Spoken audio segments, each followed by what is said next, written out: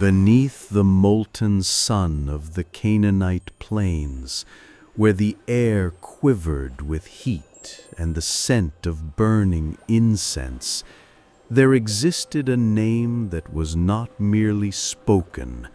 It was tasted, it was trembled, it was whispered like a spell beneath breath. Anat. Her myth is older than the thrones of kings, older than the rise and fall of cities swallowed by sand. Before men dared to name their gods, they dreamed of her, fierce, unrelenting, beautiful beyond comprehension. She came not from birth but from flame, not from mother's womb but from the marrow of war and the kiss of stormlight. Anat was not created, she was unleashed.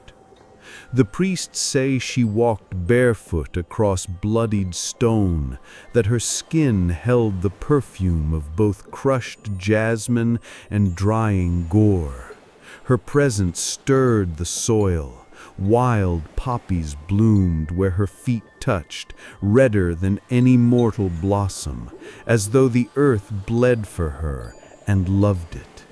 She was the breath in the mouths of dying warriors, the ache in the bellies of lusting men, the defiance behind a woman's gaze when no longer afraid. To speak her name was to taste metal and honey on the tongue. Anat. She bore many titles: Mistress of Heaven, Slayer of Armies, Devourer of Lions, but none captured her true nature. She was war, she was love, and she made no apology for either. Those who worshipped her built no temples high in the mountains. Instead, they carved her altar in the flesh of the land, in valleys soaked with blood, in caves echoing with passion, in the thrum of drumbeats rising with smoke and sweat. Her beauty was not gentle. It could not be softened by poetry. Her eyes, black as obsidian, were endless, not empty, but too full of rage, of longing, of something older than emotion and deeper than desire. Her lips, often smeared with wine or crimson, curved in ways that hinted at secrets too vast for language. And her body, wild, strong, scarred, was a battlefield in itself. Men dreamed of her, not as wife or muse, but as storm. To be struck by her was to be blessed and broken. They say she loved fiercely, and not just in the silken hours of night. Her love was an act of war, an act of claiming, of devouring. She kissed with teeth, she held with hunger. She did not ask permission, nor did she grant it. There was no boundary between touch and wound when Anat desired. And yet, in her destruction, there was tenderness too. Raw, dangerous tenderness, the kind that shatters before it soothes. She was sister to Baal, the storm god, and his equal in violence. But unlike him, she did not seek dominion over sky or sea. Her realm was more intimate, more immediate. The moment before the blade strikes, the tremor in the thigh before surrender, the moan caught between ecstasy and pain.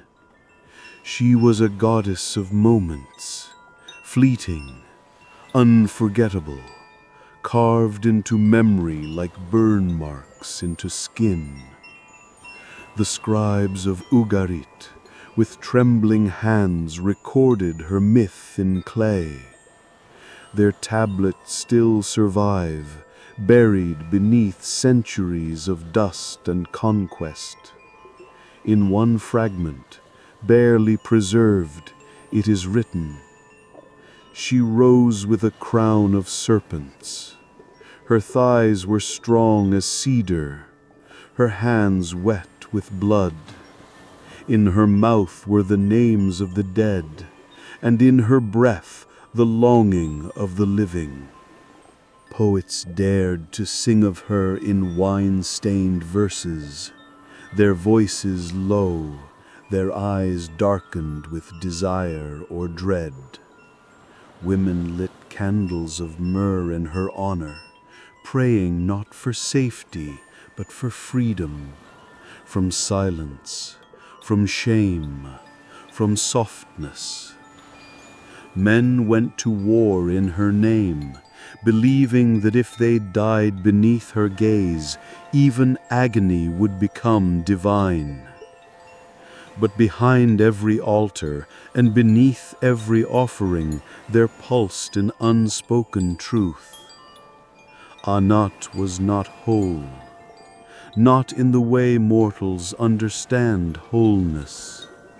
She was fractured by her own enormity, torn between tenderness and fury, between the ache to be loved and the instinct to destroy what tried to contain her.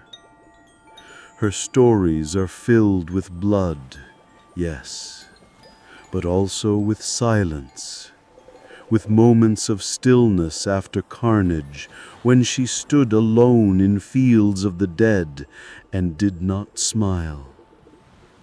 In one tale, she slaughters an entire host of warriors to avenge an insult, then bathes in their blood and weeps as she does.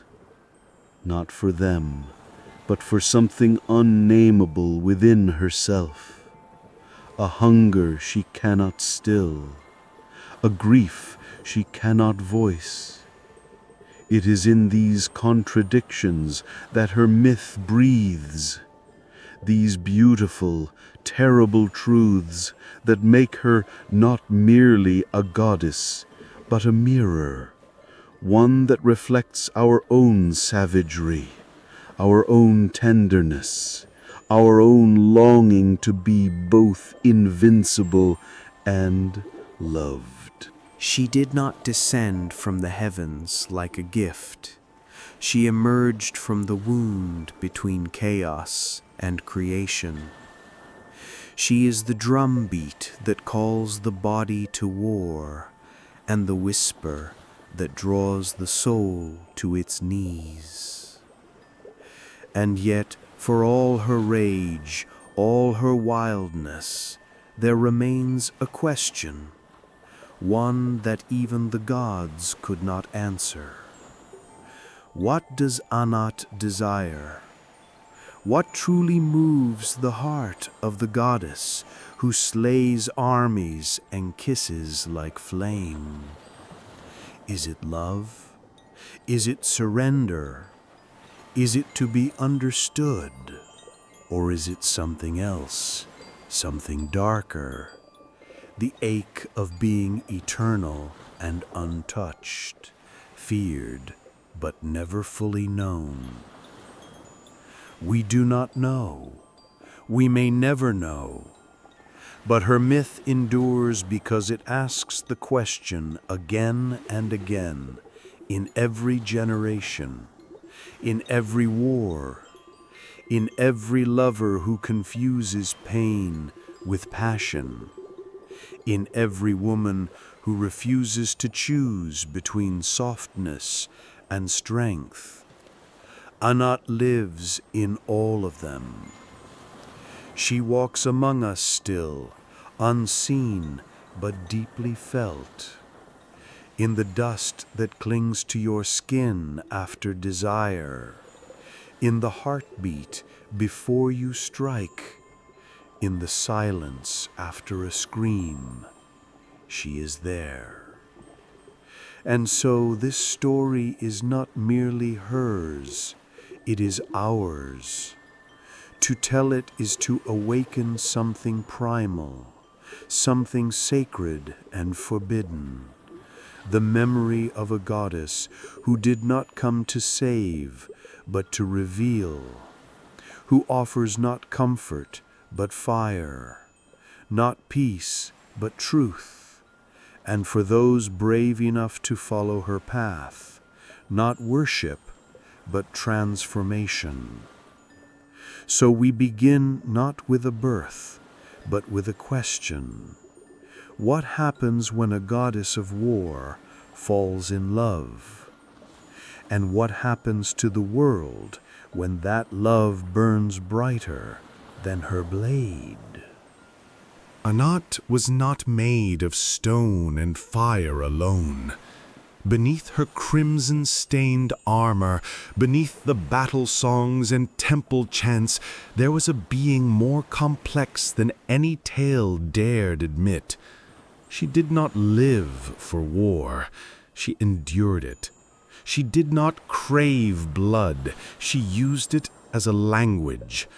For what Anat longed for, truly, achingly, was not conquest, but connection. To understand her is to feel the pull between her dual natures. She was created in extremes, and within those extremes she carved herself a soul. She desired fiercely, but could not remain still. She loved deeply, but could not be possessed. Her every gesture teetered between invitation and threat. When she laughed, the sky trembled. When she wept, mountains cracked. And yet, those who knew her, or thought they did, spoke not of her fury, but of her silence. The stillness in her eyes after passion, the distant ache that lingered even as her body pressed against yours. Anat was not alone among the divine. She had companions, rivals, lovers, each orbiting her flame, each consumed in different ways. There was Baal, her brother, the Storm Lord. The skies were his to command, and the seas bowed to his voice. Together they were the twin blades of the gods, he the force of dominion, she the eruption of will. But even among the heavens, their closeness stirred unease. Too many glances lingered too long, too many silences hung too heavy. Baal, for all his thunder, was drawn to Anat's fire with a hunger he could neither name nor tame. He once said to her, in the half-dark of a tempest-swollen sky, "You burn even when I bring rain. Why is it, sister, that I chase storms to forget your eyes?" To which she replied, not with words, but by pressing her fingers to his lips, tasting the salt of his breath, her expression unreadable, her silence louder than his thunder. It was not love in the way mortals understood it. It was need, ancient and unfinished, a thread knotted by fate and tangled by eternity. They stood as equals in power, yet something always kept them apart. Divine law, celestial fear, or perhaps Anat herself. For she knew that if she ever let him close, truly close, the world might not survive what followed. Then there were mortal lovers, brief and burning, warriors whose names are forgotten to history, but whose souls are said to still wander, lost in the longing she left behind. They came to her in worship and left marked forever, sometimes in bliss, more often in ruin. One such lover was a prince, young, proud, and untouched by war. He brought her wild roses from the cliffs and played her music on a silver-stringed lyre. Anat listened, amused, lying among lion skins, the air between them thick with myrrh and dusk. He was the first to kiss her without trembling, the first to tell her no. She took him that night beneath the stars, her body wrapped in scent and shadow. He whispered her name as if it were a prayer, his hands trembling against her skin. And when the sun rose, she let him live, let him walk away. But only his body left that tent. His heart stayed behind, still beating in her hands. There was Astarte, too, the goddess of love and fertility, soft where Anat was sharp, honeyed where she was flame. The two were never friends, not truly. Astarte basked in adoration, Anat devoured it. Yet their paths crossed often, and when they did, the tension was thick enough to cut. Once, at a banquet of gods, Astarte leaned close and whispered, "Tell me, sister of knives, does anyone ever kiss you gently?" Anat met her gaze without flinching. Only once. He didn't survive it. Their rivalry was laced with fascination, neither willing to name what it was. Some say they shared a night together, one night only, full of silk and bruises.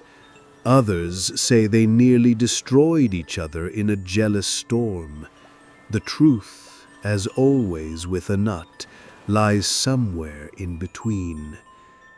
But perhaps the one who came closest to knowing her, the only one, was a seer, a woman, mortal, her name lost to time, but her story still murmured among desert winds. She came to Anat not with gifts, but with questions, not with fear, but with honesty. She asked the goddess what she dreamed of, what she remembered, what she regretted. No one had dared speak to Anat like that. No one had looked at her as a being capable of longing. Anat did not answer first. She circled the woman for days, testing her resolve, testing her worth. And when at last she opened, it was not with violence, but with a whisper. "I once loved a star," Anat said, eyes far away, "but I held it too tight, and it burned me hollow." The seer stayed by her for 7 nights. They did not speak much. They touched, sometimes, but more than that, they simply were, together. For once, Anat did not command, she allowed. On the 8th morning, the seer was gone. Some say Anat killed her. Others say she let her go. But the truth? The truth lies in the ash left behind, and in the single golden ring Anat still wears beneath her armor, never speaking of it. The relationships Anat wove were never simple. They were not kind, but they were real, raw, unforgettable, painted in shades of lust, fury, sorrow, and something dangerously close to tenderness. Each encounter pulled a piece of her outward, revealed a sliver of something hidden, and each departure left her lonelier than before. Because for all her strength, Anat was haunted by a secret no one dared to say aloud. She longed to be seen not as goddess, not as destroyer, but as woman. Not worshipped, not feared, held.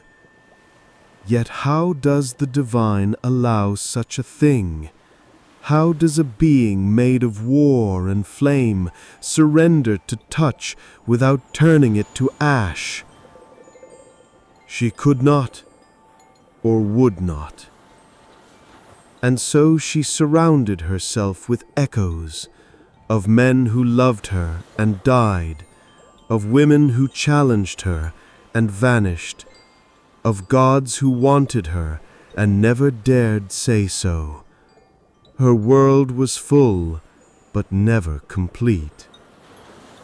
At night, in her sanctuary, walls covered in skins and shadow, perfumed with cedar and regret, Anat would lie naked and alone, fingers tracing the scars on her thighs, each one a memory, a mistake, a lover, a kill.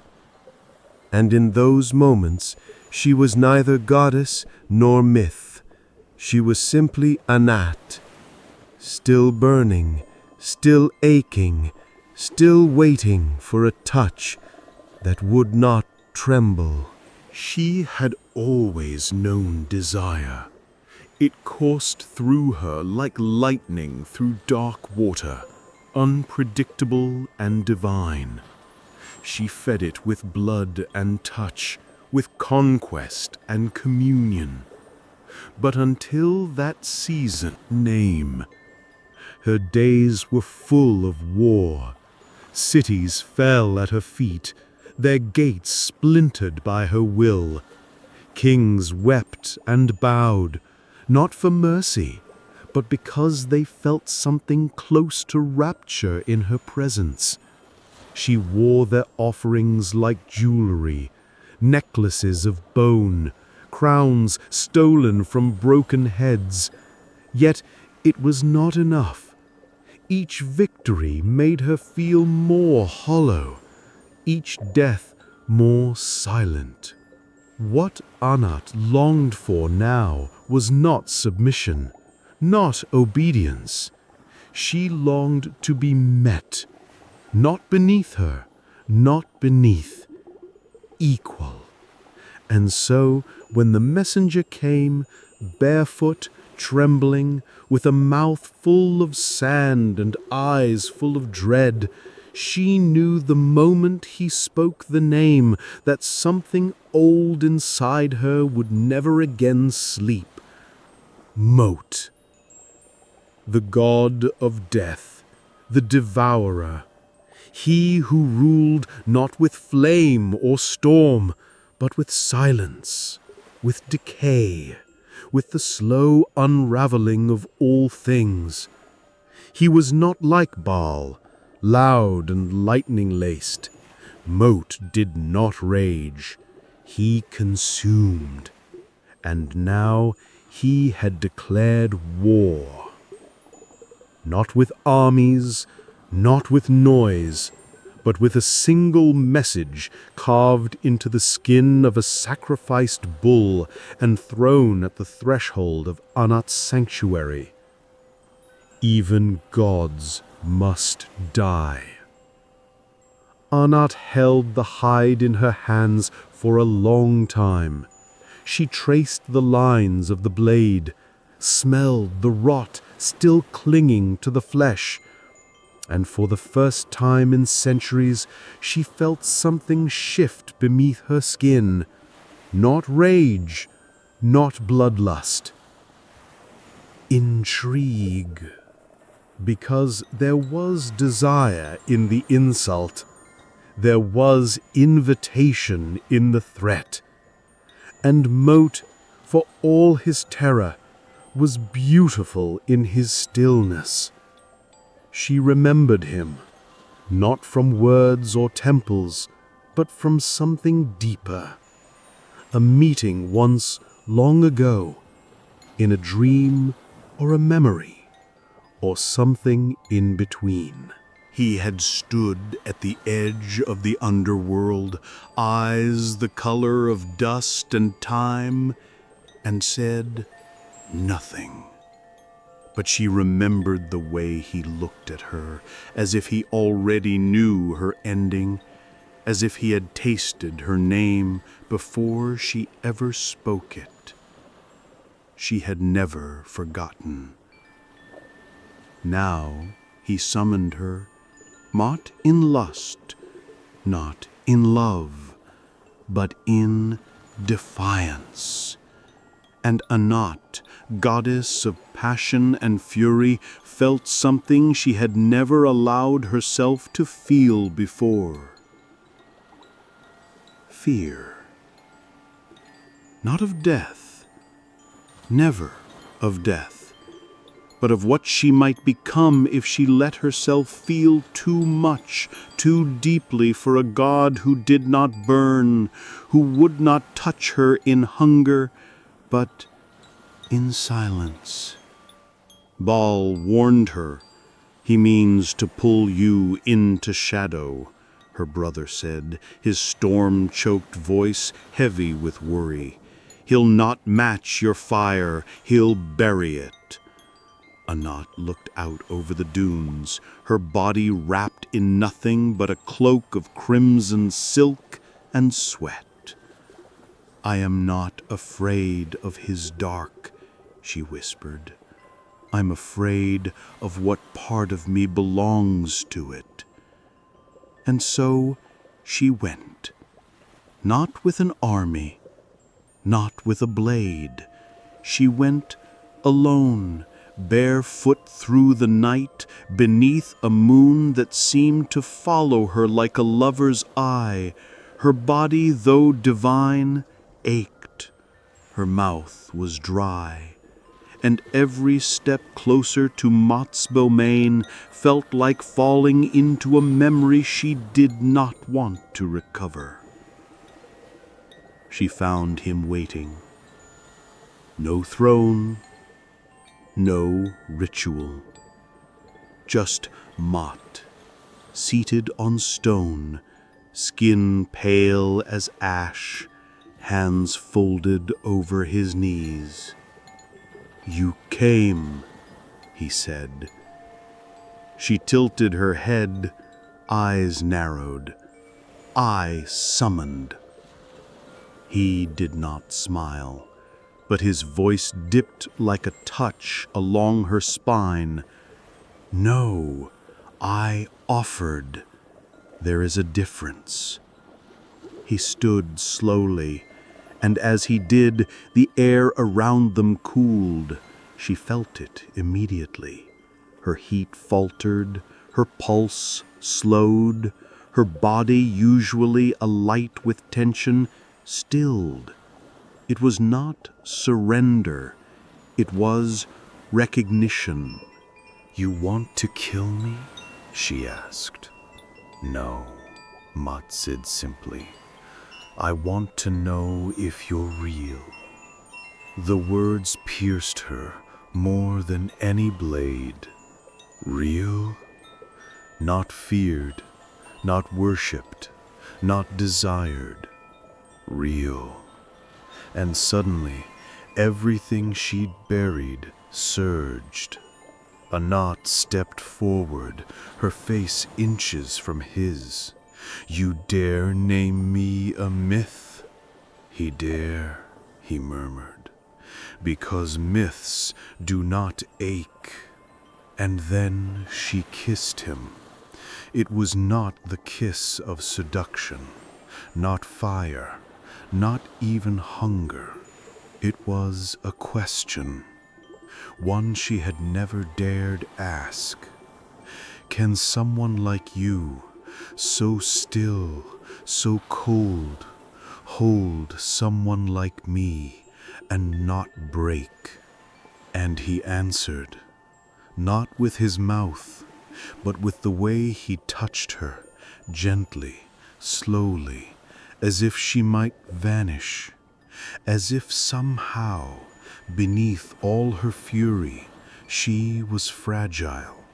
No one had ever touched her like that. No one had ever believed she needed it. The days that followed blurred into fever. She did not return to the temples. She did not raise her sword. She stayed in that place between worlds, that twilight of the gods, wrapped in silence and the shadow of a god who did not want to tame her, but to see her. But desire, when denied its war, seeks new battles. And soon the world began to fall apart. Baal, enraged by her absence, unleashed storms upon cities sworn to Mot. The balance cracked. Mortals grew restless. Priests began to whisper that Anat had fallen, that death had undone her, that her passion had turned to ash. When word reached her sanctuary, she stood naked by Mot's side, staring into the black waters of his well. She said, "They want me back." He answered, "They want your fire." She said, "They fear I've lost it." "And have you?" She turned to him.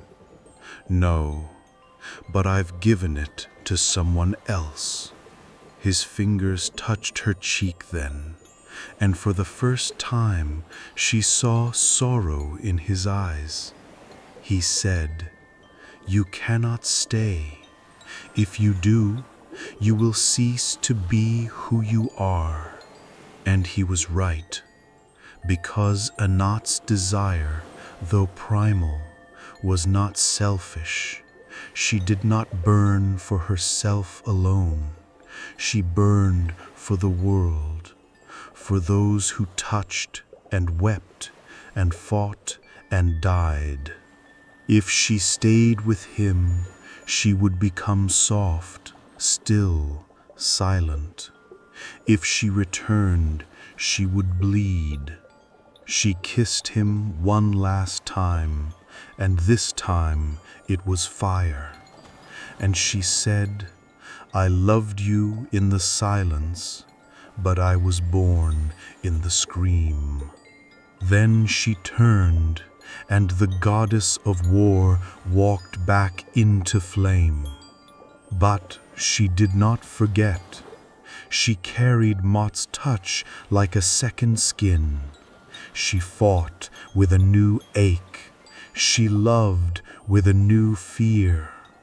And every time she lay with a mortal, every time she whispered into a warrior's ear or screamed into the sky, she wondered if he still sat upon his stone waiting, not to possess her, but to remember that even gods can ache, even passion can tremble, and even war can be tender.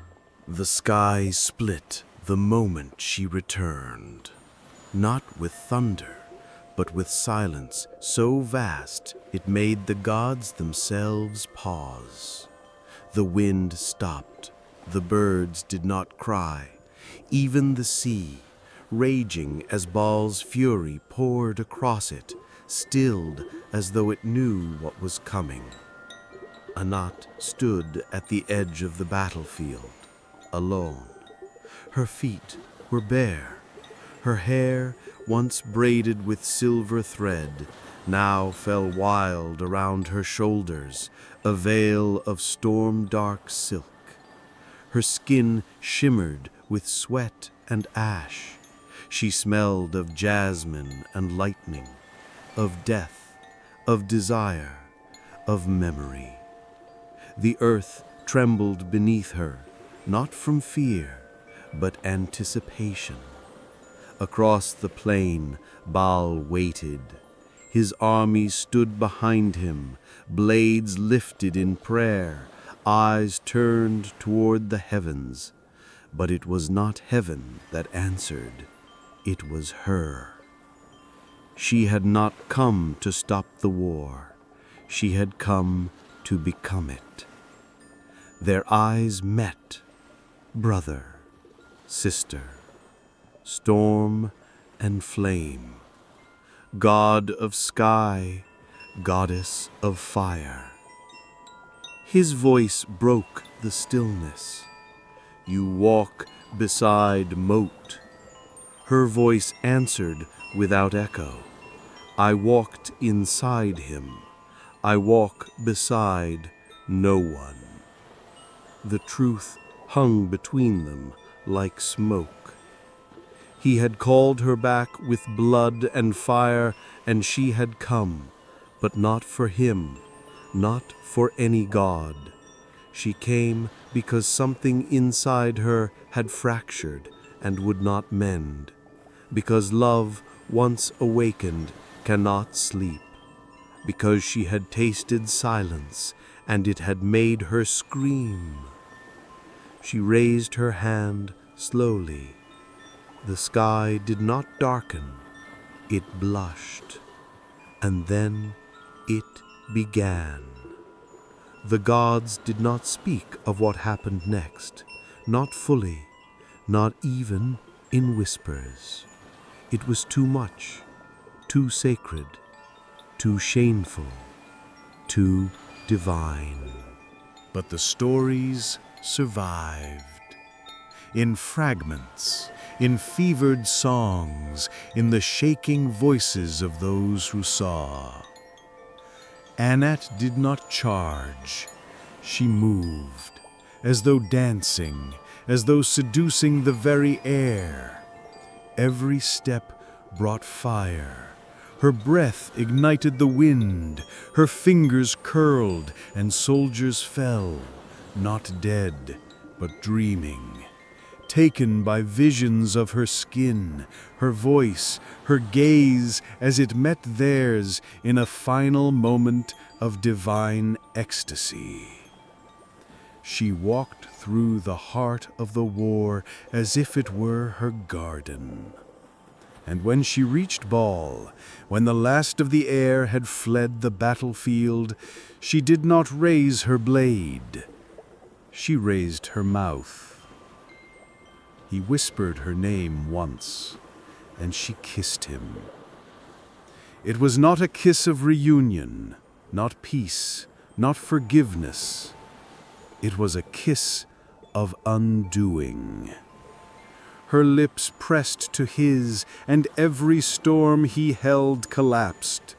Lightning shattered above them, not in defiance, but surrender. His hands, once made for thunder, trembled as they touched her back, her hair, her face. You loved him, Baal whispered against her mouth. She nodded. And I still do. His fury returned then, not as roar, but as ache. Then why do you kiss me? Because I need to remember who I am. And she did. With that kiss, she remembered everything. Every man who had screamed her name, every woman who had burned beneath her hands, every night she had cried alone, aching for someone who would never hold her without trembling. And in that moment, Anat unleashed. The sky became a furnace, the earth a drumbeat of lust and grief. Every flower bloomed and wilted at once. Time shuddered. The gods closed their eyes.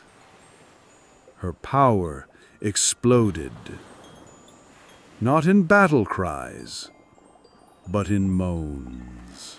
She pushed Baal to the ground and mounted him like a beast, her body a storm of divine hunger. They did not make love, they made war, with skin and teeth, with memory and resentment. He clung to her, not out of dominance, but desperation. She rode him not to conquer, but to collapse the world between them. His mouth found her throat, and she bared it. His hands found her hips, and she broke them. Her nails tore his chest, and the blood that spilled was not red. It was gold, celestial, eternal. They did not speak. They screamed, and in that screaming, a new myth was born. The battlefield became a temple. The dead rose only to witness. The living fell to their knees, not in prayer, but in awe.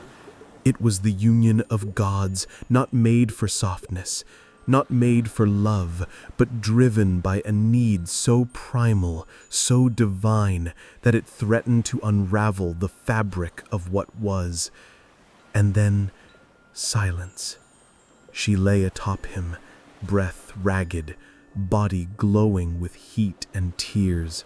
Baal, the great storm, lay still beneath her, trembling, not in defeat, in revelation. "You are too much," he whispered. She pressed her forehead to his, and yet not enough. He tried to hold her, truly hold her, but her body faded even as he grasped it. She was leaving, not out of anger, not out of pain, but because passion cannot stay where it has consumed all air. As she rose, her body still wet with him, her mouth still trembling, she turned once, and in her eyes there was no war, no flame, only mourning. Baal did not call after her. He knew better. She vanished like smoke, and for 7 days nothing bloomed, no bird sang, no god spoke. The world waited, because something had shifted. Anat had not destroyed the world. She had changed it.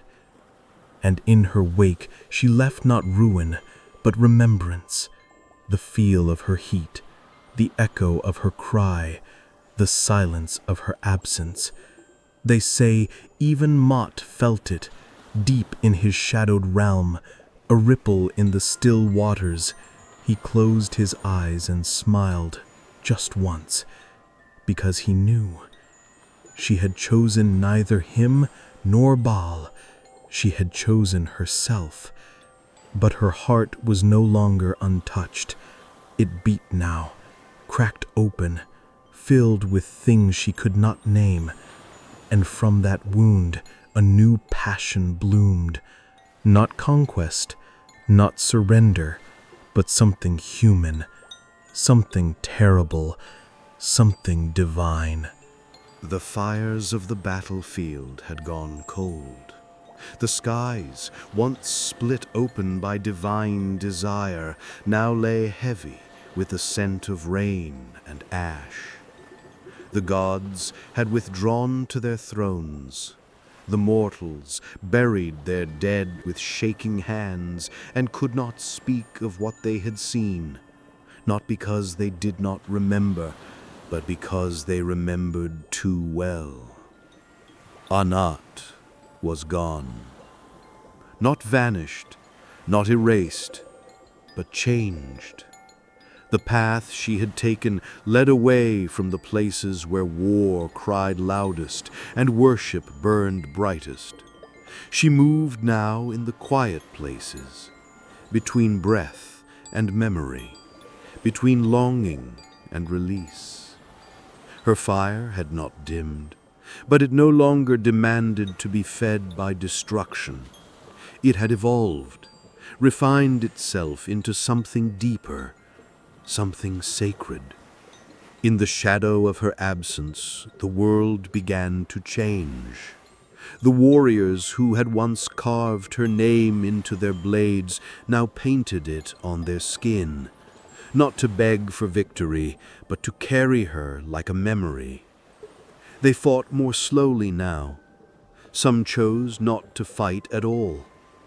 They said she had touched something in them, torn open their fury, and filled it with something softer. Not weakness, just awareness. Even Baal, God of storms and dominion, no longer roared as before. His lightning came less often. His winds had turned melancholy. He sat often at the edge of his sky realm, gazing toward the horizon where he had last held her. His chest still bore the scars of her nails, tender, golden welts he did not heal. He traced them when he could not sleep, whispering her name into the thunderclouds. My flame, he would murmur, was never mine to hold. And deep beneath the world, in the silent realm where nothing grows and nothing weeps, Mot still waited. He had not called her again, he had not dared, but every ripple in his still lake whispered her name. Every silence he wore now had edges, edges shaped like her. He dreamed of her often. In his dreams she came not as goddess, but as woman. No weapon, no title, just bare feet and a gaze that still burned through centuries of shadow. And always in those dreams she would ask him the same thing. Do you still feel me? And he would always answer, every time I don't. But Anat did not return to them, not to Baal, not to Mot, not even to the altars carved in her image. She had learned something in the act of burning, something that could not be unlearned.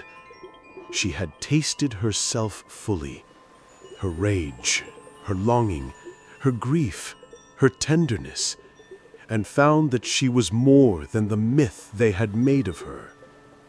She had loved, she had lost, and she had survived herself. Now she moved through the mortal world with a different kind of power. Quiet, watchful. She no longer walked into cities trailing fire. She appeared in dreams, in the spaces between breaths, in the moment before a lover touches skin. She became a presence, not a figure, a heat, a tremor, a whisper. Women began to dream of her again, not as a destroyer, but as a guide. They would wake flushed and breathless, heart racing, her voice still echoing in their bones. Do not let them tame you. Some claimed to see her in the moments before battle, standing behind the broken, the abandoned, the wild. Not to lead them, not to bless them, but simply to remind them, you are still fire. A wandering priestess once claimed she saw Anat on the edge of the desert, dancing beneath the stars, her skin glowing like embers, her eyes full of tears she would not let fall. The priestess asked, "Why do you weep, flame bringer?" Anat answered, "Because I finally understand what it means to be loved, and it is too late to stay." She did not linger. She was not meant to. Passion that burns too long becomes ruin, and Anat, reborn in her ache, had learned the beauty of leaving. She bore new scars now, ones that did not heal, invisible marks across her chest, her thighs, her lips, not from weapons, but from touches that had mattered, from words that had wounded, from the moment she chose to become more than legend, and through those scars, she felt more. She began to speak to the earth again, not in cries, but in hums, in the low vibrations of wind through reeds, in the tremble of skin beneath fingertips. The world, once ravaged by her, now ached with her. She was no longer just war. She was aftermath. She was memory. She was that sacred thing left behind when passion has run its course and the body still burns with echo.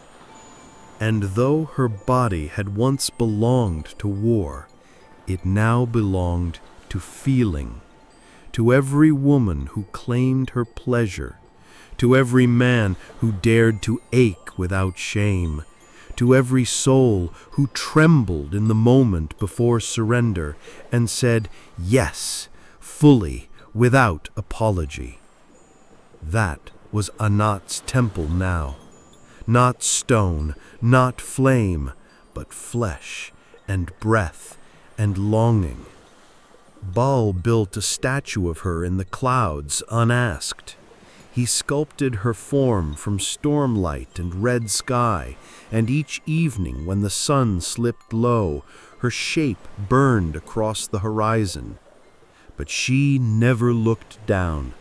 Her face turned eternally eastward, toward some far place no god could reach. Moat, too, remembered her in his way. He stopped devouring the souls of the passionate.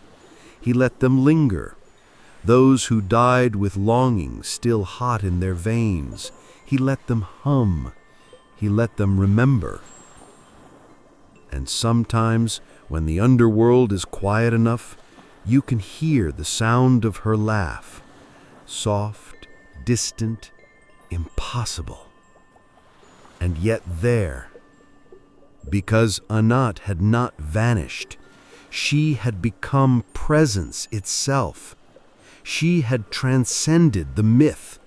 She had become the moment between pain and pleasure, the second before the sword touches skin, the heartbeat before the first kiss. She had become the fire that does not consume, but transforms. And for those who still walk the path of hunger, of grief, of lust too wild for reason, she walks beside them, unseen, untouched, but deeply known. She is not finished. She never will be.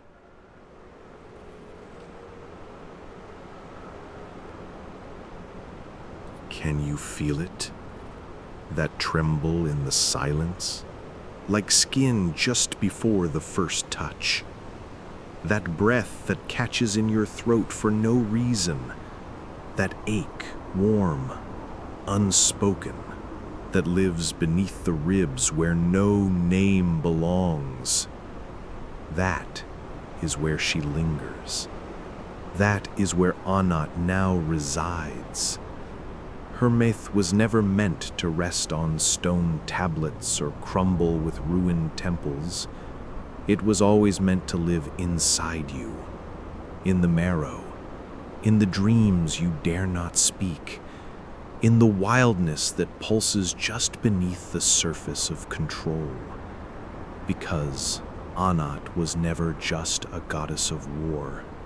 She was never just desire, or just death, or just divine. She was what happens when love grows too sharp to be held, when power ceases to dominate and instead invites, when the line between craving and cruelty blurs until you forget which side you're on. Her story does not teach you, it unravels you. You cannot listen to Anat's name and remain untouched. Her myth is not consumed, it consumes. It takes root in the dark, fertile places of your being, the parts where rage sleeps with longing, where you wish to be destroyed just to feel something real, the parts that want to be seen and broken open, all at once.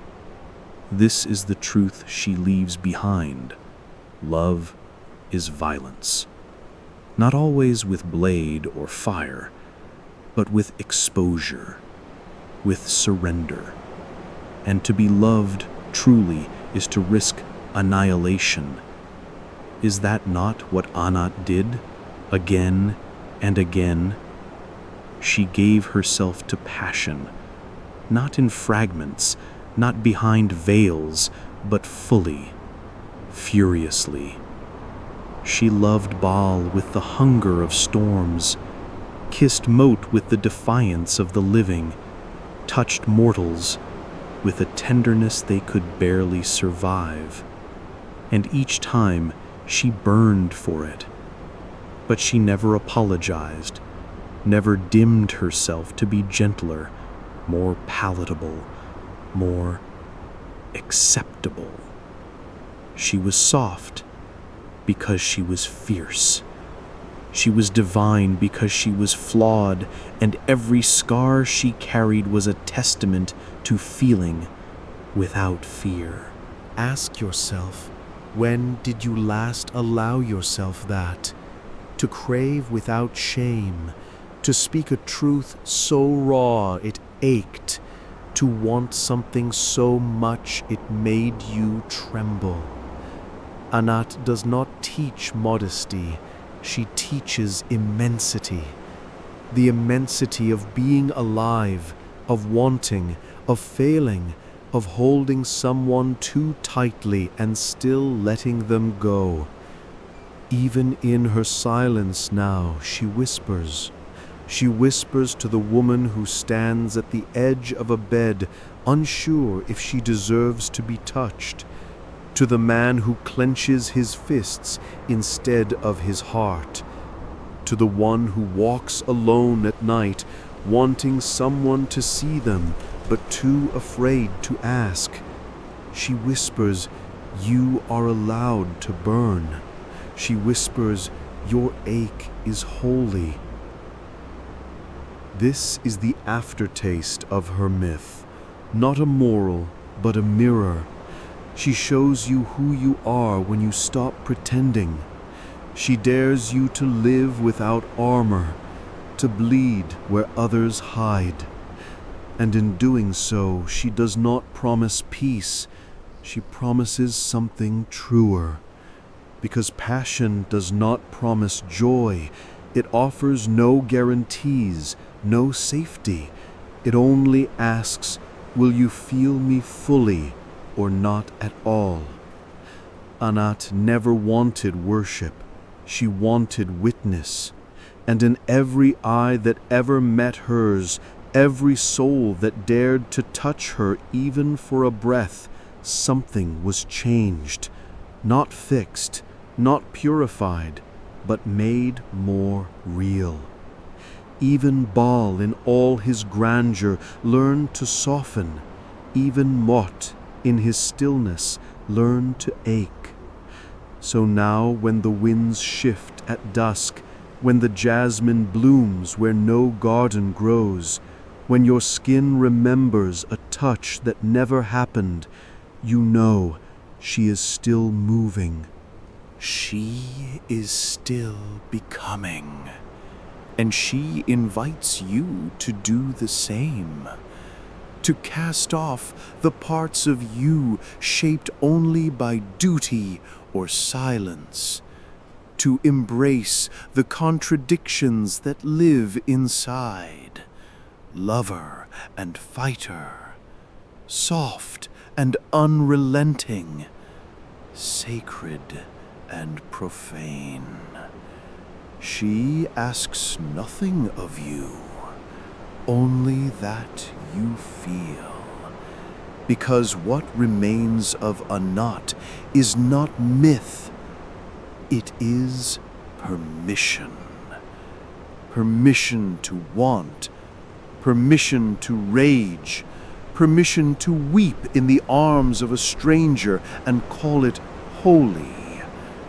Permission to walk away glowing after giving everything. Permission to be too much, too soon, too fierce, and still worthy. Do you understand now? She did not die. She did not disappear. She became the wind that lingers on your neck when no one is there, the heat that rises in your chest when you speak your truth, the pulse that quickens when your body knows before your mind. Anat is in the scent that makes you turn your head, in the eyes that meet yours a second too long, in the silence between words where the truth waits, raw and open. Her temple now is your skin. Her altar is your mouth when you dare say what you've never said before. And her flame is your heart when it chooses to open again, even after all it has survived.